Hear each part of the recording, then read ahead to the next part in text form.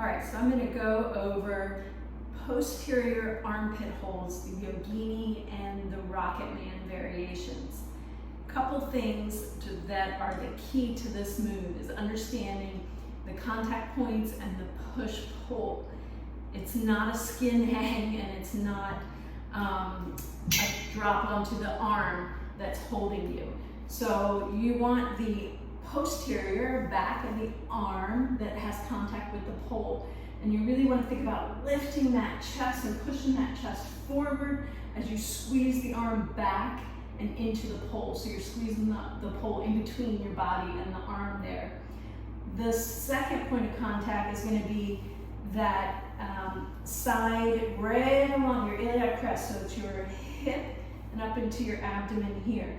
And so you want some skin to pole contact for sure. You might need to pull the shorts down a little bit. But that area right there has to have the most contact. So lifting the chest and pulling back on that arm. So that's your pull. And the push is going to come from pushing that hip into the pole. And I always like to have people do it from here, just standing first, and you're squeezing your butt, lifting that leg behind you, and pushing that hip into the pole.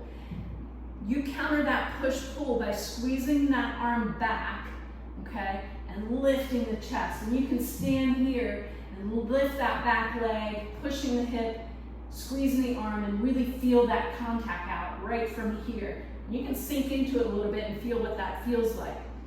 We don't want to turn in, we want to stay square, facing away with that chest really lifted. Think about squeezing those shoulder blades together and lifting the chest. So really get the hang of that from this position first. Then we grab the foot and you're going to start, you're pushing the hip into the pole of that iliac crest, but you're pushing your foot into the hand to really help kind of create that leverage of this push and pull happening with this side of your body. So I like to also come up on my tippy toe when I first start feeling this out. Get that set up, and then you can start to sink your weight just by bending that knee and feeling how that hold feels. But again, I'm squeezing the arm back, squeezing the shoulder blades together, lifting the chest. All that's going to create this lock, and then I'm pushing that hip into the pole. Outside arm can grab. You want to grab low. We don't want to grab up here by the boobs, and then we're just laying on that arm. So we don't want the support in this arm. It's just to give you a little extra confidence while you're trying to get into it. But we're not just hanging. This is not Yogini or Rocketman. We want to make sure that, again, we're lifted, squeezing, pushing into the pole with the hip area, squeezing with the arm into the pole, pushing the foot into the hand, square. Again, I can grab low for that little boost of confidence while I get into it. And then step back down.